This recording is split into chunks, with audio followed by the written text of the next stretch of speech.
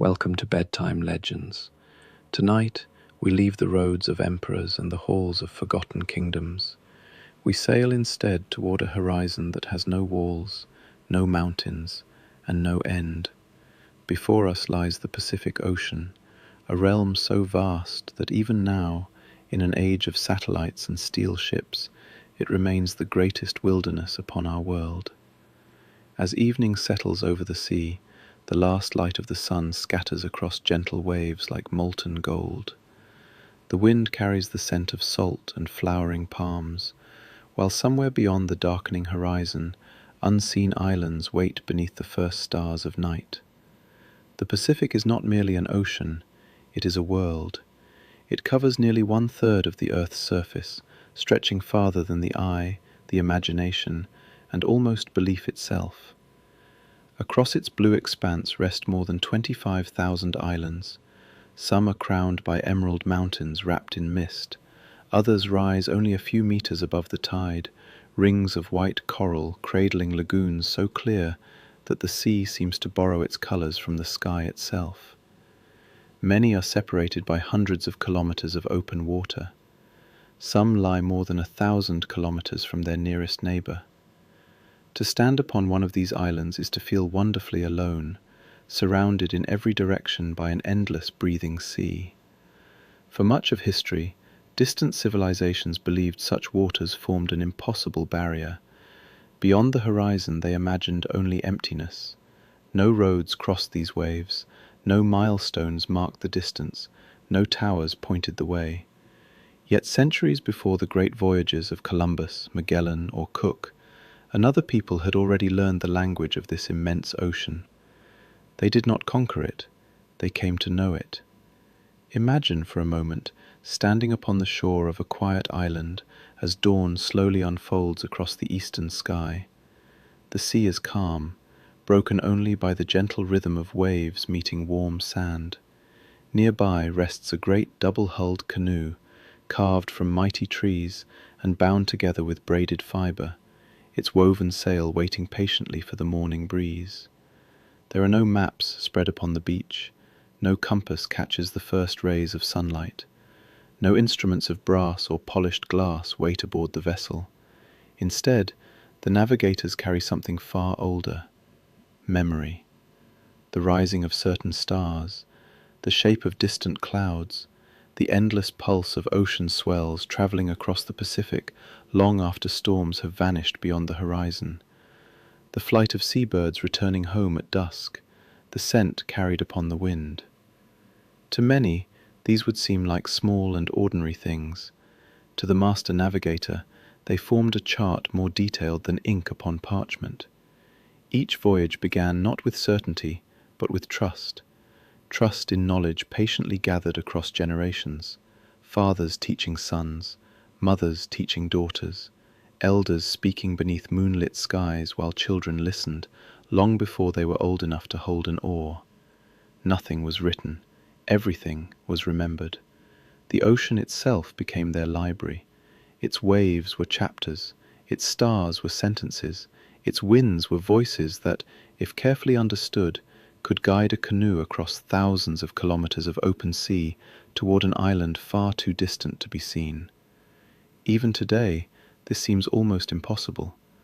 Modern vessels rely upon engines, weather forecasts, satellites, and glowing screens to cross the Pacific safely. Yet these ancient sailors ventured into the same vast waters, armed with little more than woven sails, carved timber, and minds filled with extraordinary knowledge. For many years, historians believed such journeys must have been accidents. Surely, they thought, storms had blown helpless fishermen far from home. But the ocean has a way of keeping its secrets only until someone learns to read them. The truth was far more remarkable. These voyages were deliberate, carefully planned, repeated again and again across generations. Tonight, we begin following those invisible pathways across the greatest ocean on Earth. Together, we will sail beneath brilliant constellations, discover islands rising like green jewels from sapphire waters, and meet the remarkable people whose courage and wisdom carried them farther across the sea than almost anyone else in the ancient world. The waves are already beginning to stir. Our voyage has begun. The sea has a curious way of hiding the beginning of every story. Stand upon any shore, and it is easy to believe that the ocean stretches forever, untouched by memory. Waves arrive, waves depart, and each seems to erase the footsteps of those who came before.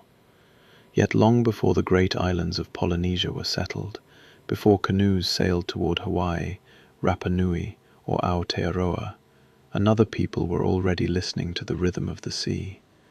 Their story did not begin in the middle of the Pacific. It began thousands of kilometers to the west. More than 3,000 years ago, communities of remarkable seafarers lived among the islands of what is now Papua New Guinea, the Bismarck Archipelago, and the Solomon Islands. Archaeologists know them today as the Lapita culture, named after the place where their distinctive pottery was first identified. They left behind no written chronicles. No kings carved their victories into stone. Instead, fragments of beautifully decorated pottery emerged from the earth centuries later, each etched with delicate geometric patterns pressed into clay using shells and carved tools. These quiet pieces of pottery became the voices of a people whose greatest achievements were carried not on parchment, but upon the sea. The Lapita were skilled craftspeople, fishermen and sailors.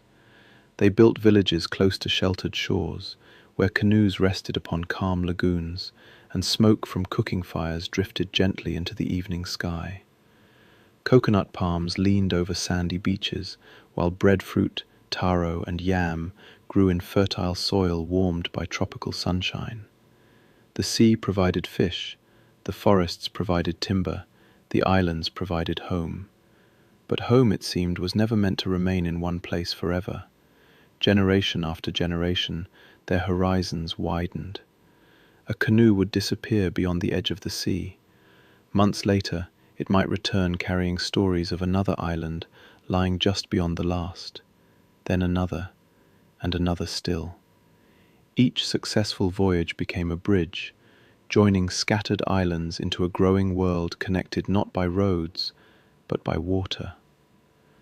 Unlike the conquering empires we have visited before, there were no armies marching into distant lands. No walls were raised, no kingdoms fell. The Pacific expanded quietly, one voyage at a time. Families crossed the sea together, children aboard the great canoes. Seeds, animals, tools, and traditions traveled alongside them.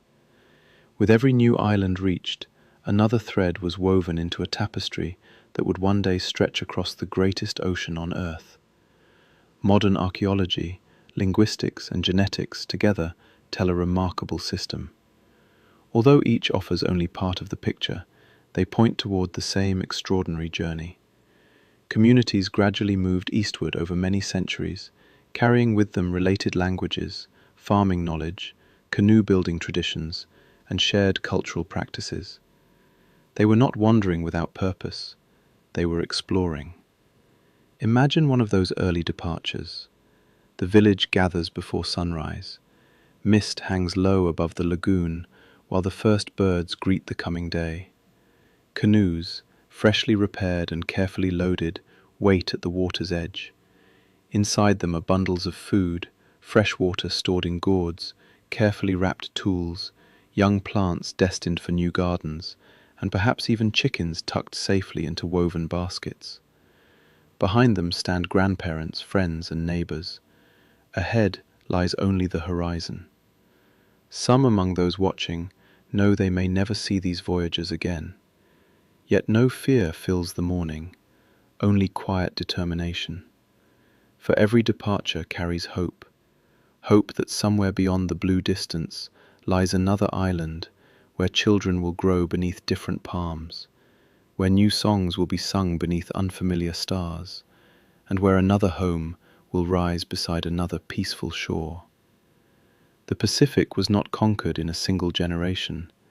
It was discovered through patience, through courage, through countless ordinary people willing to trust both the ocean and the wisdom passed down to them.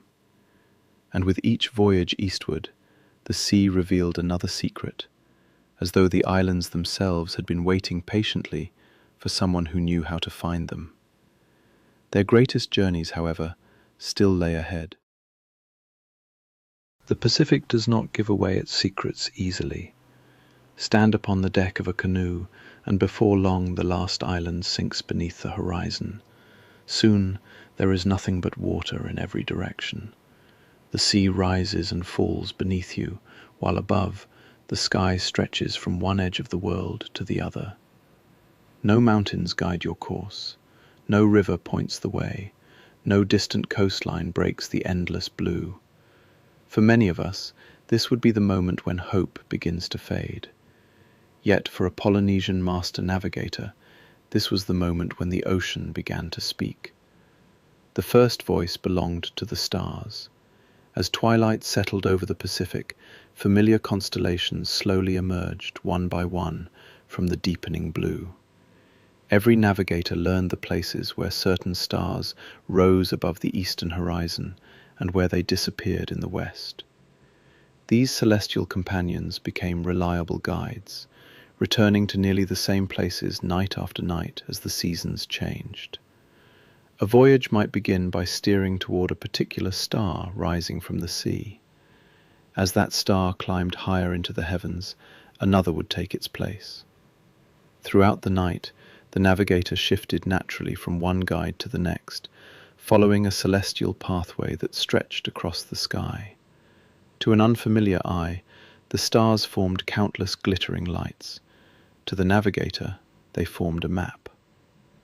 When dawn arrived and the stars faded, another guide quietly took their place: the ocean itself. Although the surface often appears chaotic, the Pacific is alive with long, rolling swells that travel astonishing distances. A storm thousands of kilometers away can send waves across the sea long after its clouds have vanished beyond the horizon.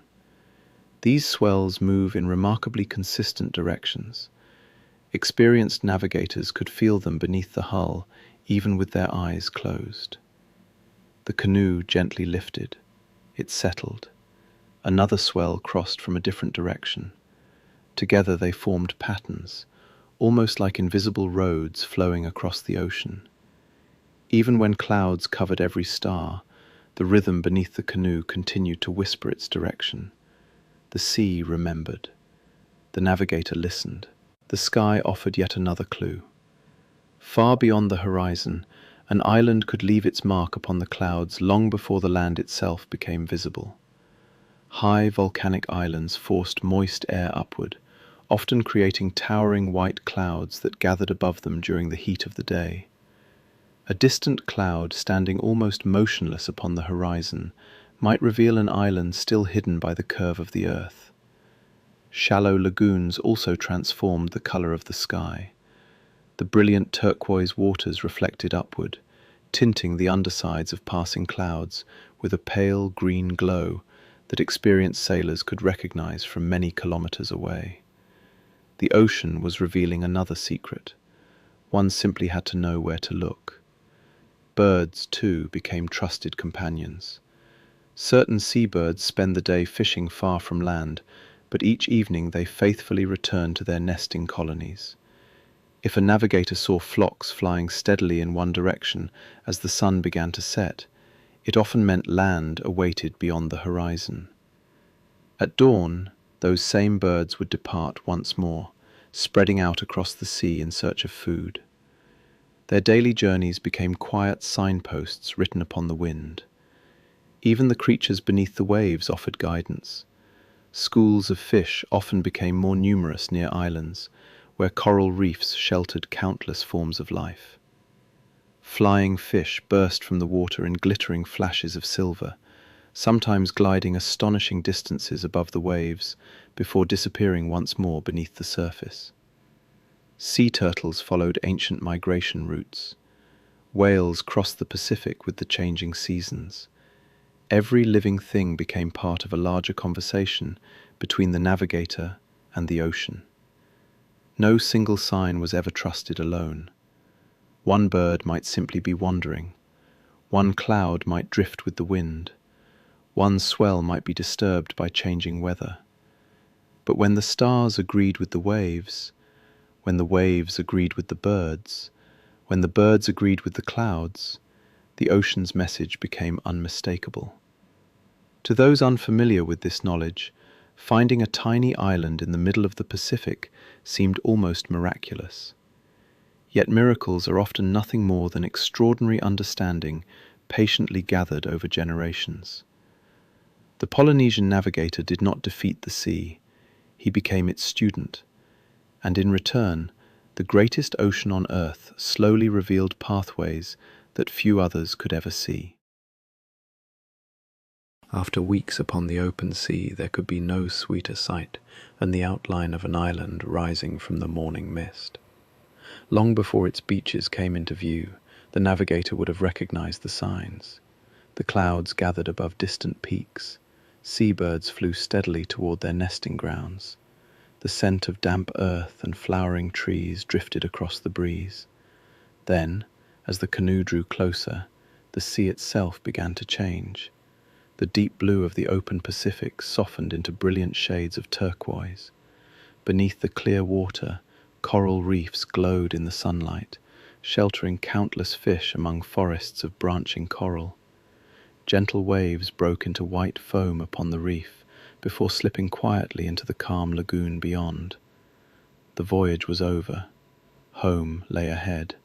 Life upon a Polynesian island moved with the rhythm of the sea and the sun. The day often began before sunrise, when the air was still cool and the first light painted the eastern sky in pale gold. Roosters called from nearby gardens, while smoke curled gently upward from cooking fires. Children awoke to the sound of waves washing softly upon the shore, a sound that had greeted countless generations before them. Above the villages, tall coconut palms swayed almost constantly in the ocean breeze. Few trees were more valuable. Their fruit provided fresh water and nourishing flesh. The husks became rope and fibre. Leaves were woven into baskets, mats, and the roofs of houses. Even the trunks found new life as beams for homes or parts of great voyaging canoes.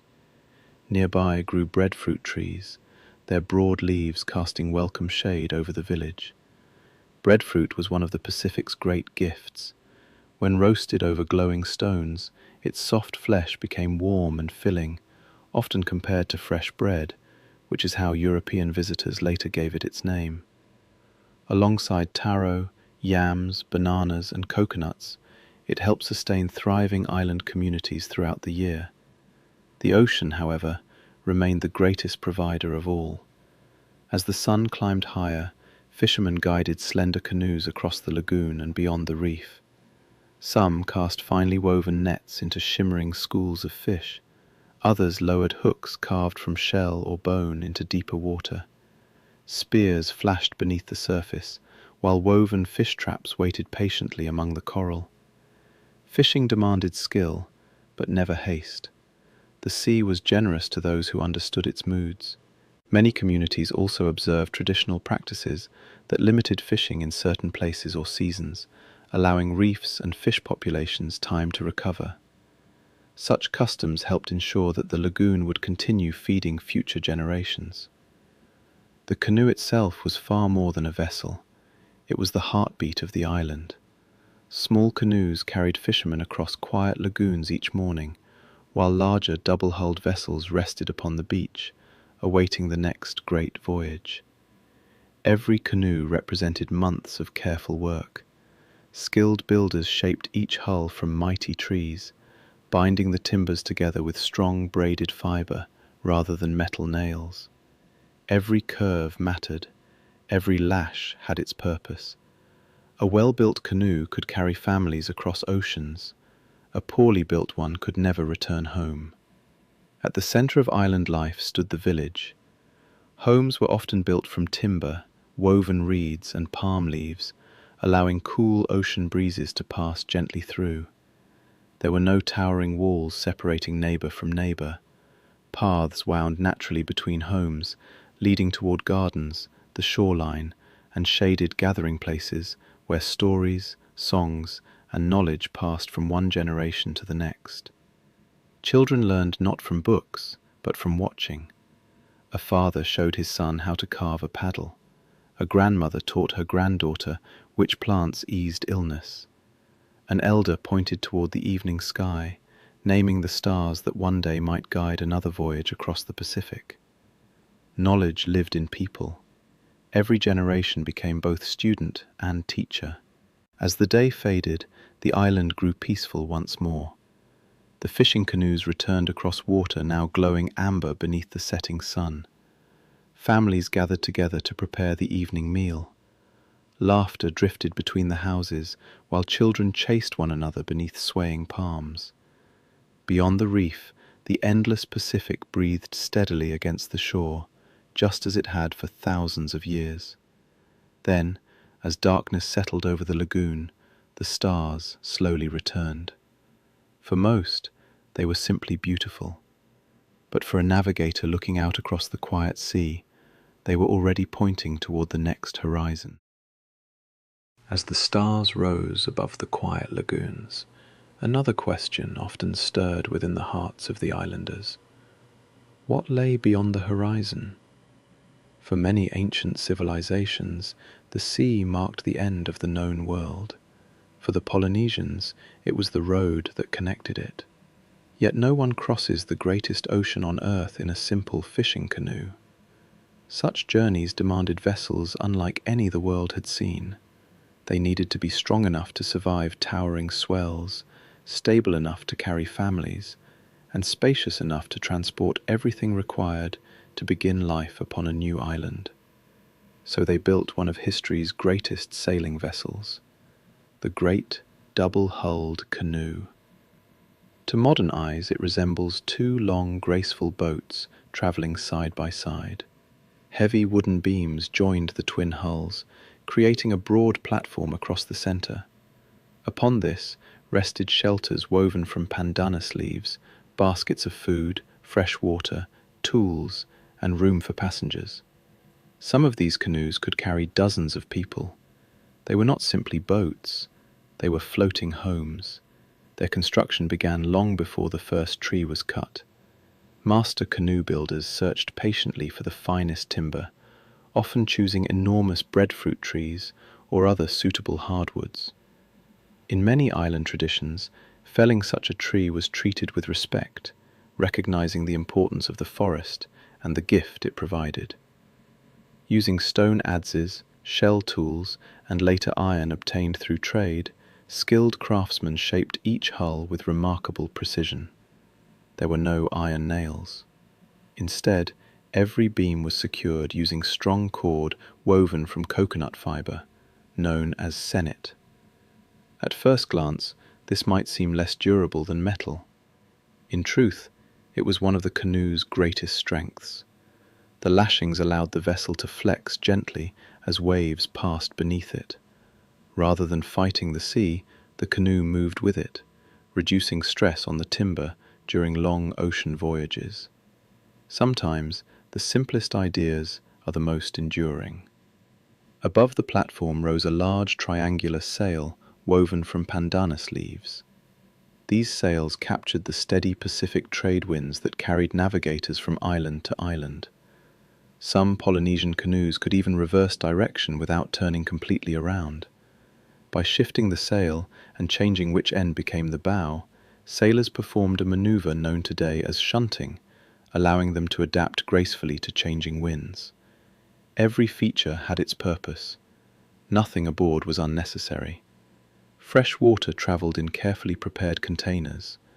Baskets held coconuts, breadfruit, taro, yams, dried fish, and fermented foods that could last for weeks. Chickens sometimes traveled aboard, while cuttings of useful plants were carried to establish gardens on newly discovered islands. These were not voyages of conquest. They were voyages of settlement. Imagine standing upon one of these magnificent vessels. The twin hulls rise gently upon long blue swells. Flying fish burst from the water like flashes of silver before gliding back beneath the waves. Salt spray sparkles in the morning sun as the woven sail fills with a warm Pacific breeze. Children sit beneath a shelter, listening to stories. Fishermen trail lines behind the canoe. The navigator stands quietly near the bow, watching the swells, the birds, and the changing sky. There is no panic, only patience. The voyage unfolds one sunrise at a time. When European explorers first encountered these canoes during the 18th century, many were astonished by what they saw. They admired their speed, stability, and craftsmanship. Some recorded that these vessels sailed efficiently across the wind and handled rough seas with remarkable confidence, achievements made all the more impressive because they had been designed without written blueprints or formal engineering schools. Their knowledge lived entirely within people. A master builder taught an apprentice became a master. Generation after generation, every canoe carried not only people across the Pacific, but also the wisdom of countless ancestors. History often celebrates the towering galleons of Spain or the great ships of the Age of Sail. Yet centuries before those vessels crossed the Atlantic, Polynesian navigators were already sailing some of the finest ocean-going craft on Earth, carrying families across an ocean larger than any civilization had ever dared to master. And carried by wind, stars, and extraordinary craftsmanship, they continued onward toward islands that no map had yet imagined. As remarkable as the Polynesians' voyages were, they never believed they crossed the ocean alone. The sea could feed an island, but it could also swallow a canoe without warning. The stars guided the traveler, yet storms could hide them for days. Volcanoes created new land, while earthquakes and great waves reminded every generation how quickly the Pacific could change. To live among such wonders was to feel that the world itself was alive. Every island, every reef, every mountain, and every stretch of ocean possessed its own stories. These stories were not merely entertainment passed around an evening fire. They carried memory, explained the mysteries of nature, and taught each generation how to live in harmony with the world around them. Among the greatest of these legendary figures was Maui. Across Polynesia, his adventures were told in many different ways. No two islands preserved exactly the same tales, yet Maui always remained clever, bold, and delightfully unpredictable.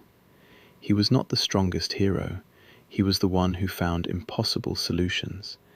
In one famous story, Maui wished to give people longer days to work, fish, and gather food. The sun crossed the sky too quickly, leaving little time before darkness returned. So Maui and his brothers wove mighty ropes and waited where the sun rose each morning. When it appeared, they caught it with their ropes, and Maui persuaded it to slow its journey across the heavens. The tale did not explain astronomy, it explained something equally important: why the gift of daylight should never be taken for granted. Another beloved legend tells of Maui casting an enchanted hook into the deep ocean. Rather than catching a fish, he drew entire islands from beneath the sea.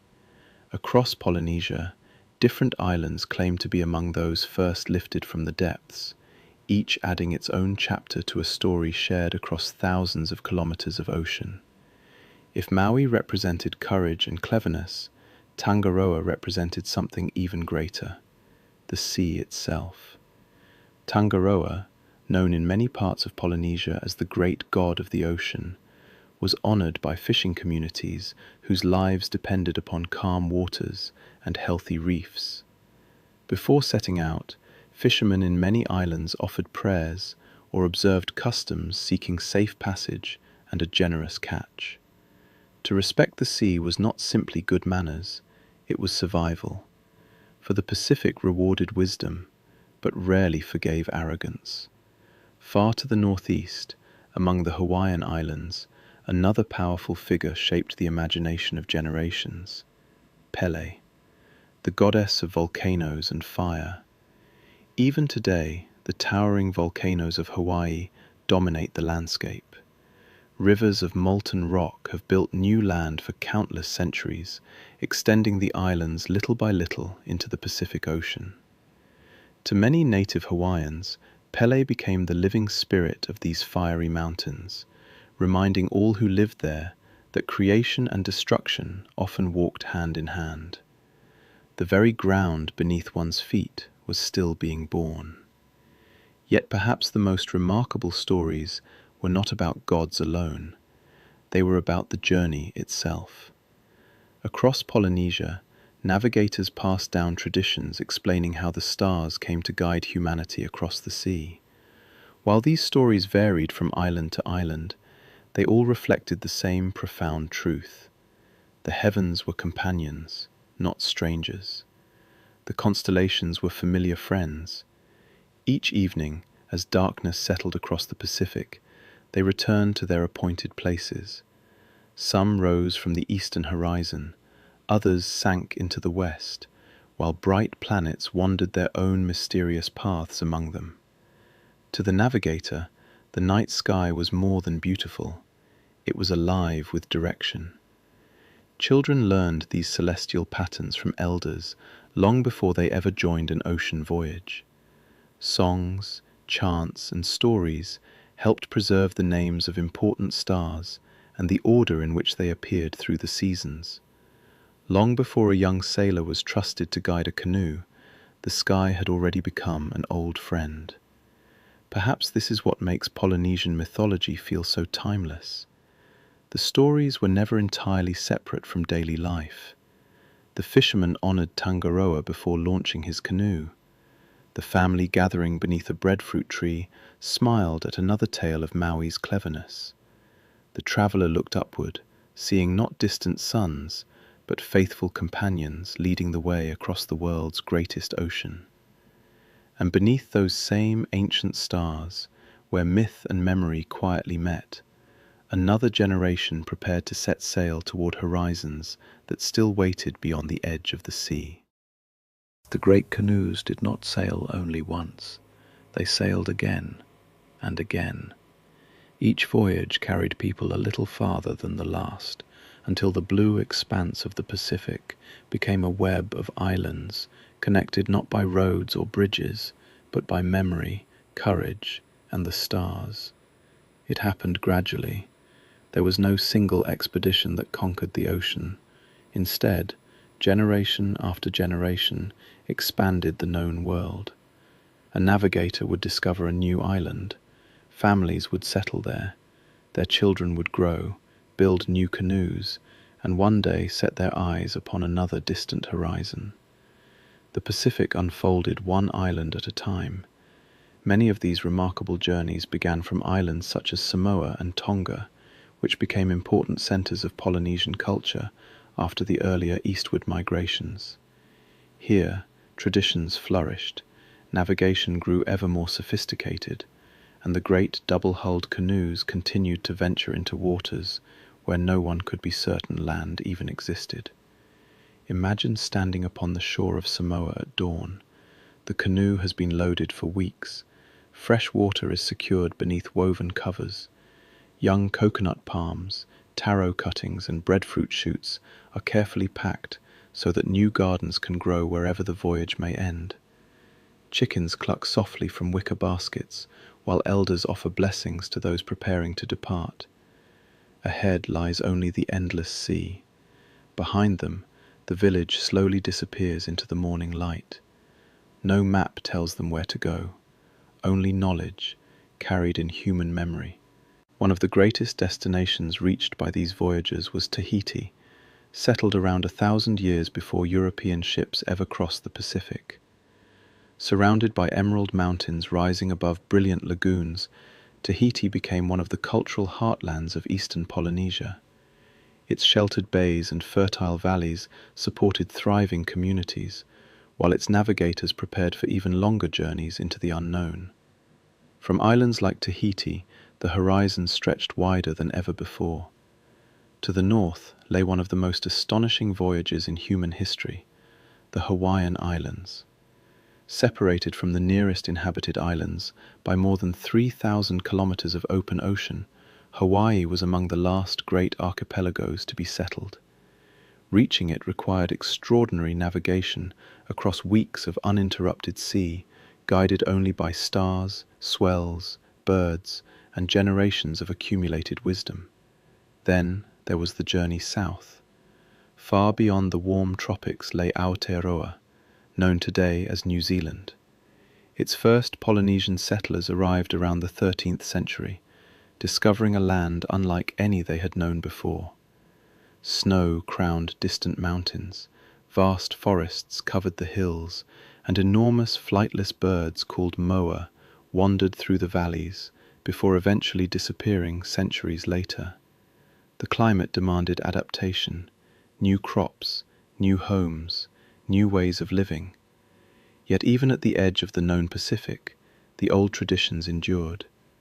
Canoes were still built with care, stories were still told beneath the stars, and navigators still looked upward when night settled across the sea.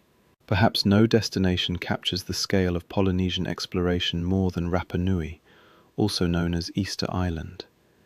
It lies more than 3,500 kilometers west of South America, one of the most isolated inhabited islands on Earth. Imagine finding it. Not a continent, not a chain of islands, a single speck of volcanic land surrounded by millions of square kilometers of ocean. To arrive there was not an accident.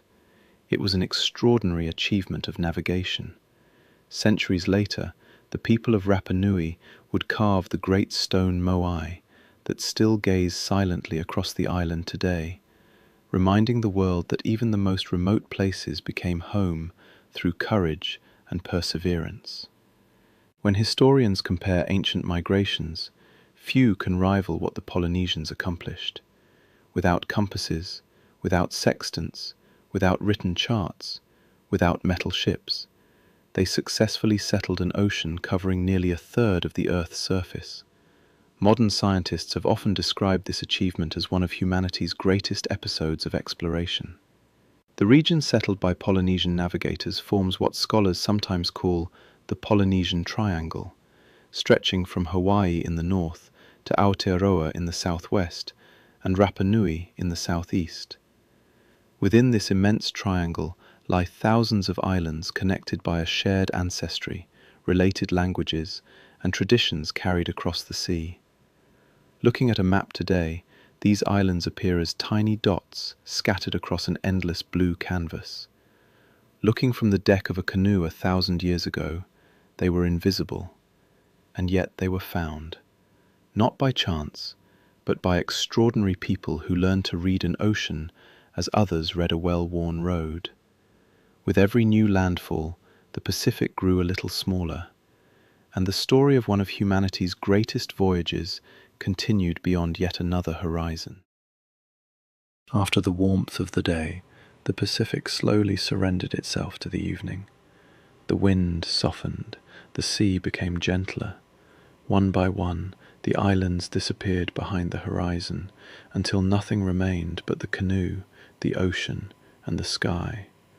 For many people, such a night would feel impossibly lonely. For a Polynesian voyager, it was perhaps the most peaceful place on earth. The day's work was done.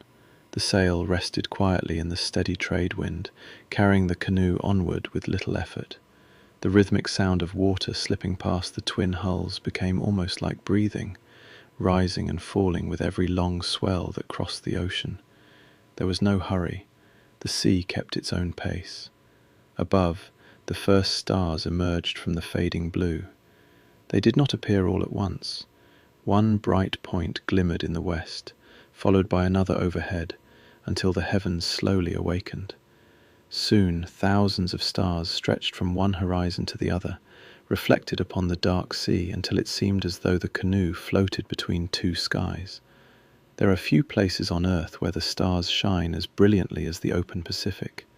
Far from cities and their lights, the Milky Way arched overhead like a pale river flowing through the heavens. To the navigator, these were more than beautiful lights. Each familiar star had a name, a season, and a place upon the horizon. They rose faithfully, crossed the sky, and disappeared, just as they had done for countless generations before. The stars were old friends, reliable companions who never tired of guiding those willing to learn their paths. The moon, too, played its part. On clear nights, its silver light spread across the water in a shimmering path that reached toward the canoe. Every gentle swell caught its reflection before passing quietly into darkness once more. The sails glowed softly beneath its light, while shadows settled across the woven shelters where families rested after the day's labors. Children, wrapped in woven mats, drifted peacefully to sleep. Some listened to the quiet conversations of their elders. Others simply watched the stars until sleep found them. Even during the longest voyages, life continued with surprising calm. Someone tended the sail. Another checked the lashings that held the canoe together. The navigator remained awake, lifting his eyes from sea to sky and back again, never hurried, never anxious. A slight change in the wind, the angle of the swells, or the rising of a familiar star was enough to confirm that the canoe still followed its intended course. The ocean rewarded patience. Then, on the darkest nights, another wonder revealed itself. As the canoe slipped silently through the water, tiny flashes of blue-green light flickered beneath the hull. Each passing wave sparkled, each ripple shimmered. The sea itself seemed filled with stars. This gentle glow came from countless microscopic organisms known today as bioluminescent plankton. When disturbed by the movement of the canoe or the crest of a breaking wave, they released brief flashes of light, transforming the ocean into a living tapestry of pale sapphire fire. Flying fish burst from the glowing water, leaving luminous trails behind them before vanishing once more into the darkness. Occasionally, a dolphin swam alongside the canoe, its body outlined by shimmering blue light with every graceful movement. For a fleeting moment, it seemed less like an animal than a spirit dancing beneath the waves. It is easy to understand why so many stories were born upon nights such as these. The boundary between the ordinary and the extraordinary felt wonderfully thin. The sea whispered, the stars listened, the canoe sailed onward. Hour after hour, nothing appeared to change, and yet the voyage continued. Somewhere beyond the darkness, another island waited patiently beyond the curve of the earth. No lantern marked its shores, no beacon called the travelers home, only memory, only skill, only the quiet confidence that the stars above and the swells below would carry them where they needed to be. As midnight drifted toward dawn, the eastern horizon slowly softened from black to deep violet. One by one, the brightest stars faded into the growing light. The moon slipped lower toward the sea, and the glowing plankton slowly disappeared beneath the returning blue of morning. Another day had begun. Another stretch of ocean had quietly fallen behind them, and somewhere ahead, still hidden beyond the horizon, the next island was already waiting to greet the rising sun. For countless generations, the Pacific belonged to the rhythm of the canoe. The stars rose, the trade winds returned. Children became navigators, and navigators became elders. Islands exchanged stories, songs, and families across thousands of kilometres of open ocean. Although wars sometimes occurred between neighbouring islands, life across much of Polynesia continued according to traditions that had been shaped over many centuries. Then, from beyond the western horizon, another kind of ship appeared. Its sails were unlike anything the islanders had ever seen. Its hull stood high above the water. Its sides seemed almost like floating cliffs. The world was about to grow much larger. European explorers first entered different parts of the Pacific at different times. In 1521, the Portuguese navigator Ferdinand Magellan, sailing for Spain, crossed the Pacific Ocean during the first circumnavigation of the globe. Later explorers followed, but it was not until the 17th and 18th centuries that sustained contact reached many Polynesian islands. Each meeting was unique. Some began with curiosity, others with caution. A few ended in tragedy. Imagine standing on the shore of a quiet lagoon. Children point toward the horizon. At first it seems to be a strange cloud resting upon the sea. Gradually, enormous white sails become visible. The vessel grows larger with every passing hour until a towering wooden ship anchors beyond the reef. The visitors gaze toward the island. The islanders gaze back. Both wonder the same thing. Who are these people? For the Polynesians, European ships carried unfamiliar materials unlike anything found on their islands. Iron tools could shape timber more quickly than polished stone. New fabrics, glass, firearms, and metal objects attracted great interest. For the Europeans, Polynesia seemed equally astonishing. They encountered skilled navigators who had crossed immense oceans without compasses, welcoming communities living among fertile islands, and societies whose traditions had developed in remarkable isolation. Many early European journals described the beauty of the islands, the hospitality shown by local communities, and the extraordinary seamanship of Polynesian canoe builders. There was admiration on both sides, but there was also misunderstanding. The two civilizations had developed separately for well over 1,000 years. Languages were different. Religions were different. Ideas about land, trade, leadership, and ownership often differed profoundly. Simple exchanges could easily become sources of confusion. Even more devastating than misunderstanding were diseases. Illnesses such as smallpox, influenza, measles, and other infections had circulated through Europe, Asia, and Africa for centuries. Polynesian populations, having lived in isolation across the Pacific, had little or no immunity to many of them. The consequences were heartbreaking. On numerous islands, epidemics spread rapidly after contact, causing severe population declines.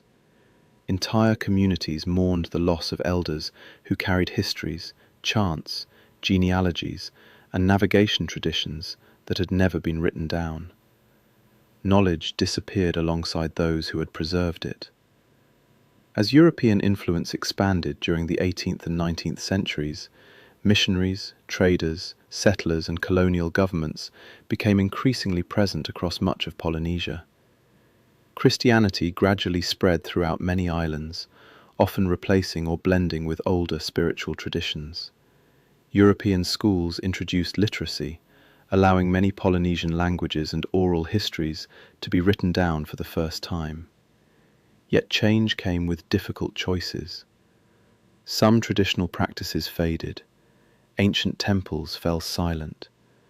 The construction of long-distance voyaging canoes declined in many places as European ships and new political realities transformed life across the Pacific. And yet, this is not a story of a civilization disappearing. It is a story of one adapting. Today, Polynesian cultures remain vibrant across the Pacific. The Hawaiian language is being revitalized. Traditional navigation has experienced a remarkable renaissance, with master navigators once again sailing great double-hulled canoes across the ocean using the stars, swells, and birds, just as their ancestors once did. Across Samoa, Tahiti, Aotearoa, Hawaiʻi, and many other islands, dances, songs, carving, weaving, and oral traditions continue to connect people with their heritage. The meeting of Europe and Polynesia changed both worlds. European maps grew more complete as the Pacific's islands became better known to the outside world. At the same time, the wider world gradually came to appreciate one of humanity's greatest achievements. The Polynesians had not drifted across the Pacific by accident. They had explored it, with courage, with extraordinary skill, and with a knowledge of the sea that still inspires navigators today. The old canoes may have shared the horizon with towering sailing ships, but the stars above remained unchanged, quietly watching as two distant worlds finally met beneath the same endless sky. As the centuries passed, the Pacific changed. European ships became steamships. Steamships became modern vessels of steel. Airplanes crossed in hours what once took navigators many weeks beneath woven sails. It would have been easy to believe that the age of the great canoe had quietly come to an end.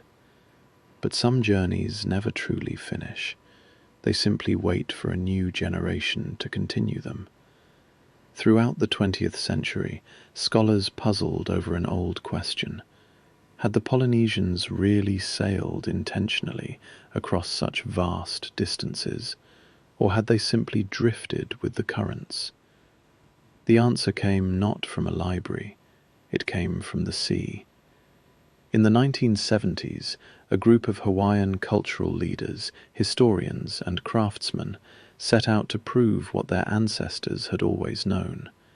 Together, they built a traditional double-hulled voyaging canoe called Hōkūleʻa, using historical knowledge and careful research to recreate the spirit of the ancient vessels. There were no engines, no GPS, no satellite navigation. Instead, the crew turned once more to the oldest guides of all, the stars. To lead the voyage, they invited the Micronesian master navigator Mau Piailug, whose own people had preserved the ancient art of wayfinding through continuous tradition. He taught a new generation to read the rising stars, the rolling swells, the flight of seabirds, and the subtle language of the ocean itself. In 1976, Hōkūleʻa sailed successfully from Hawaii to Tahiti, more than 4,000 kilometres, guided without modern instruments. For many people across the Pacific, it was an emotional moment.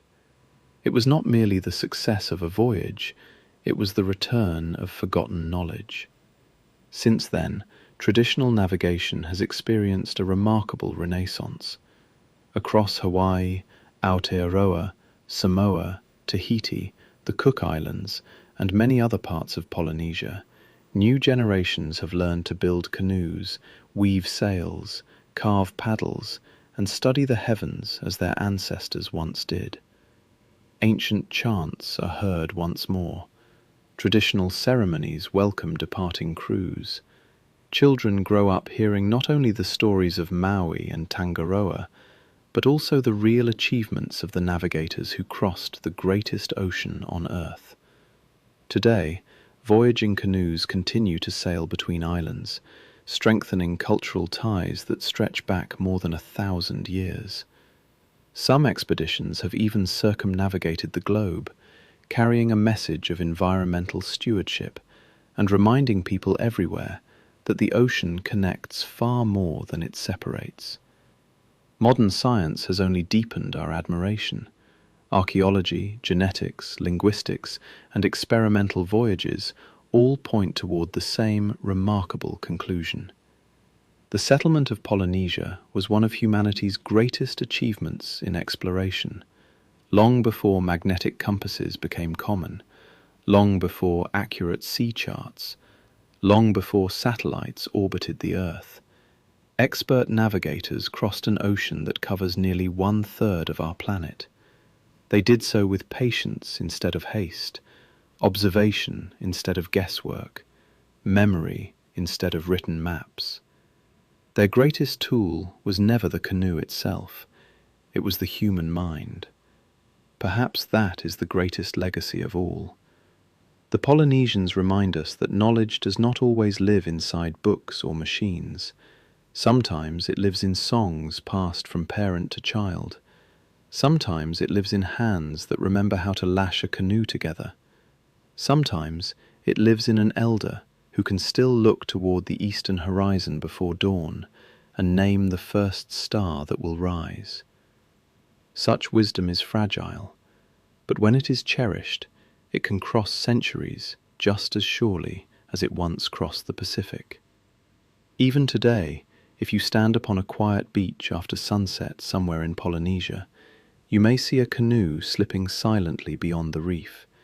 Its sail catches the evening breeze, its bow rises gently over the swells, and above it, the same constellations begin their slow procession across the heavens. The stars have not forgotten the old paths, neither have the people. The ocean that once seemed impossibly vast has become a testament to human curiosity, resilience, and hope. Every island, every canoe, every story carried across the waves reminds us that the greatest journeys are not always measured by distance, but by the courage to venture beyond the horizon. And now, our own voyage across the Pacific gently comes to an end. Thank you for joining me on this journey through the endless ocean, where stars became maps, canoes became homes, and the courage of ordinary people connected a world of distant islands. If sleep found you somewhere along the way, then history has done its quiet work. Until next time, this has been Bedtime Legends. Good night.